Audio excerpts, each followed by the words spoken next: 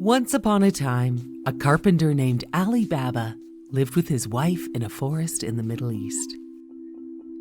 Ali Baba collected wood every day to sell.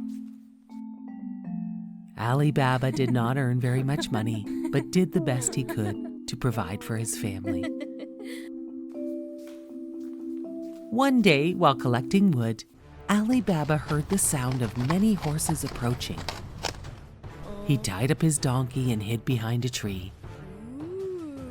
Ali Baba then saw 40 men on horses stop and unload bags of gold coins and treasures. Ali Baba realized this group must be thieves.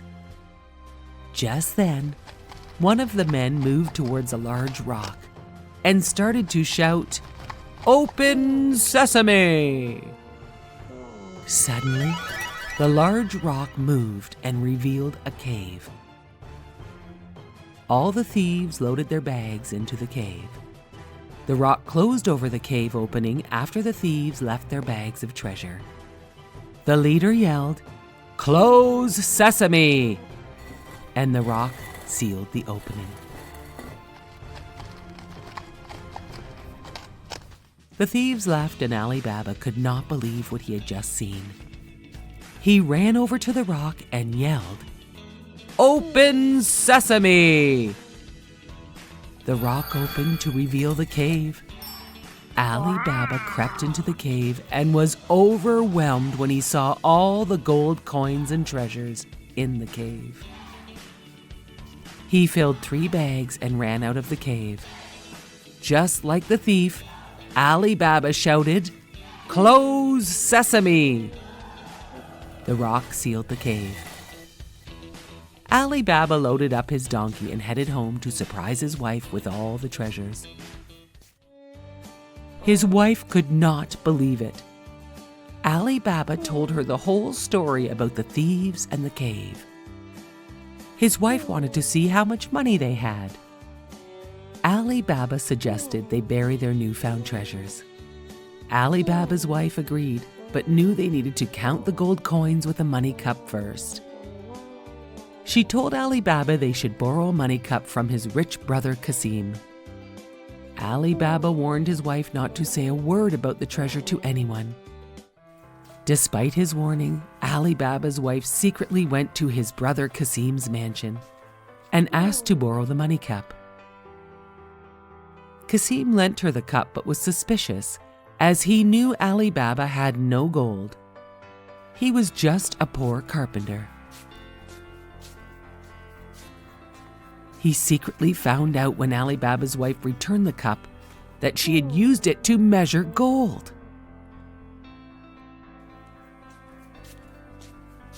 When Kasim found this out, he confronted Ali Baba. Ali Baba told his brother the whole story and made him promise not to speak a word of this to anyone. Kasim snuck out from his home in the night and went to the treasure cave. He shouted, "Open sesame!" And to his surprise, he saw all the treasures stacked inside. He filled many bags to load onto his donkeys. When he turned to leave, the cave door had slammed shut. Kasim could not remember what the words were to open the rock door. Just then, the 40 thieves arrived and found Kasim with the bags.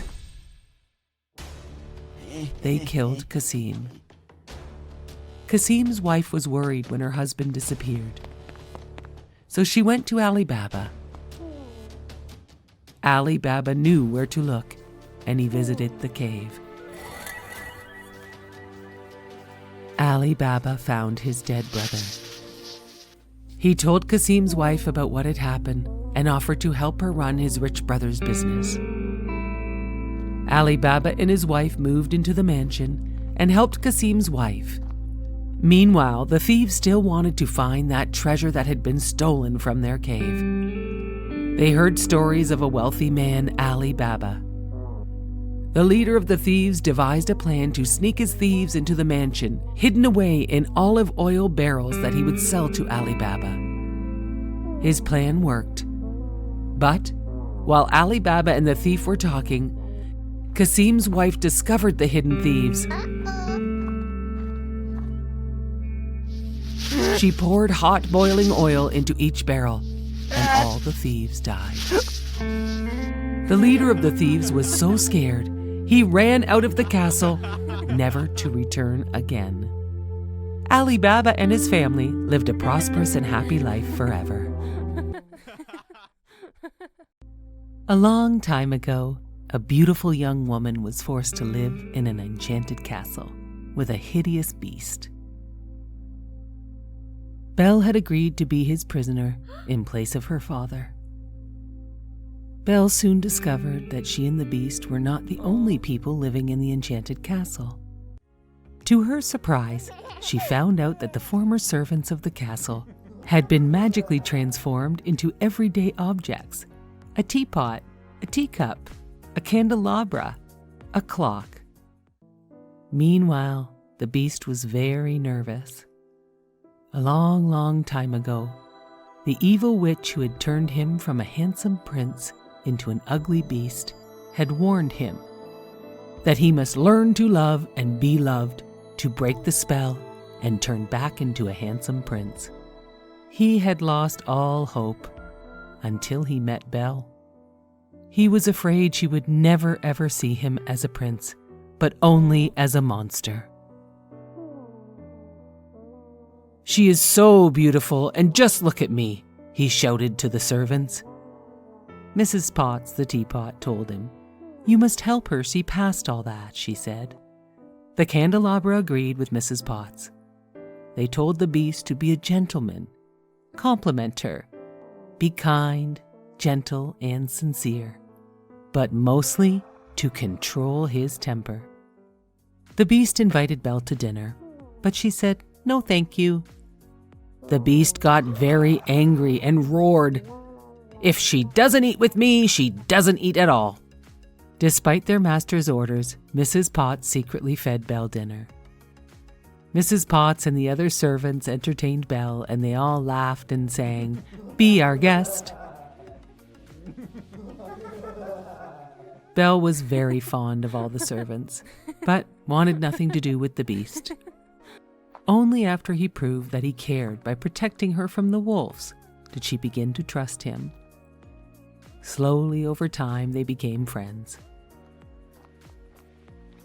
One day, as they played in the snow, Belle watched the beast hand feed the birds, and she realized there was a side of him she had never seen before. A kind and gentle side. The beast was so happy that Belle was no longer afraid of him. The beast wanted to give Belle a special gift for bringing happiness back into his life. He asked Belle to cover her eyes, and he led her into an enormous library. Belle could not believe her eyes when she saw all of the books. "They're all yours," said the beast. He knew how much she loved books. "Oh, thank you so much," she smiled. Belle read many books to the beast, and their friendship grew very strong.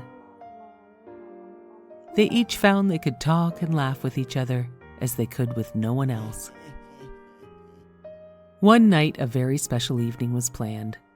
The beast wanted everything to be perfect. He worried very much about how he looked. The candelabra and mantel clock helped him to get ready. They told the beast how handsome and elegant he looked. When he saw Belle looking so beautiful in her ball gown, the beast bowed.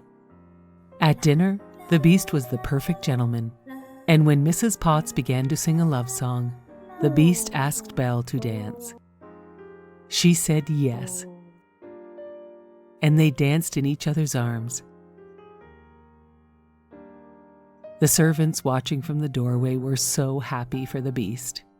They would not have guessed that the beast's love for Belle would send her away, but he told Belle she was free to go. He could no longer keep her a prisoner. Belle left to visit her sick father. The beast's heart was broken.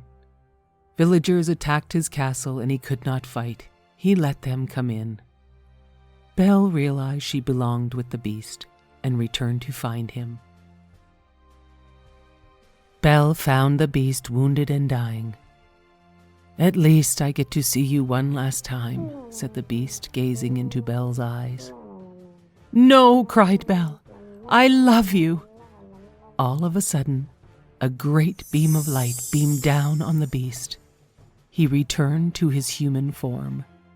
Belle stared at the handsome prince in front of her. "Belle, it's me," he assured her.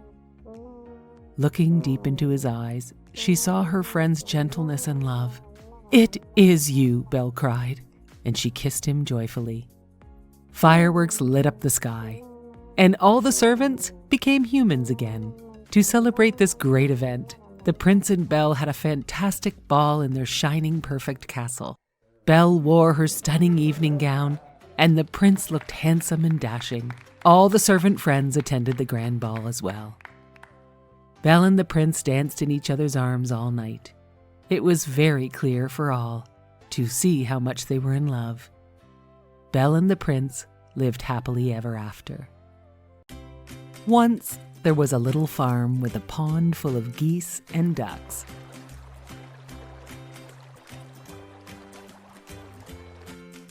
On a fine spring morning, a mother duck felt her eggs start to crack beneath her. One by one, all the eggs broke open, with each new baby duckling cuter than ever. Until the last egg broke open. The duckling did not look like the other cute little ducklings. He was gray and clumsy and way too big. The mother duck thought, "How big and clumsy this duckling is." But she loved him just as much as the other ducklings. The next day, the mother duck took her ducklings to meet the other farm animals. As soon as they entered the farmyard, the other animals started to call the gray duckling names. "Look at the ugly duckling," said a mean old goose. Soon, his own brothers and sisters were calling him names. They called him Ugly Duckling. This went on for days, and the ugly duckling decided to run far away.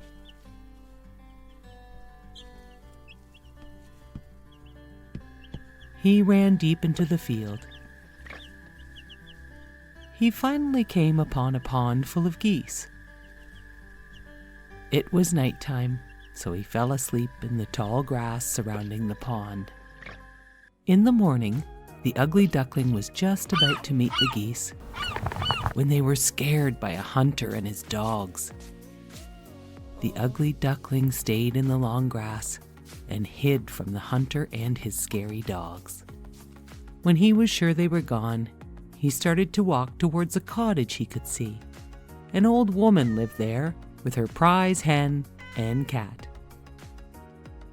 The old woman let the ugly duckling stay because she thought she could fatten up the duck to sell him at the market. The prize hen and the cat were very rude to the ugly duckling, and besides, there was no water for him to swim on here. So the ugly duckling snuck away one night to find a lake. He found a nice lake, but none of the other birds spoke to him. They thought he was too ugly to bother with. One day, a beautiful flock of white birds with long necks flew overhead. The ugly duckling began to cry, but he had no idea why. It was getting colder, and soon all the other birds left the pond because winter was coming. The ugly duckling stayed and awoke one morning to find his feet frozen in the lake. A nice, kind farmer found the ugly duckling and saved him. He thought he would be a nice house pet for his children, so he brought the ugly duckling home. His wife and children were not very happy with the ugly duckling, and so the ugly duckling snuck away to find a new home. It was winter, and the ugly duckling found a spot on a pond's edge. He built a nest. He was safely hidden to snuggle away the whole winter.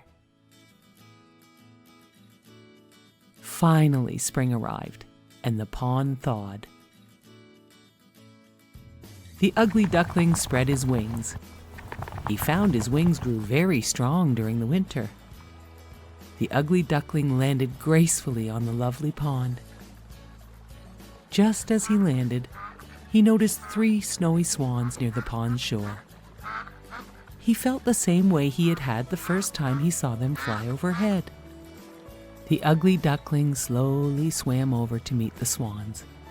And then, as the ugly duckling swam, he noticed his own reflection. What do you think he saw?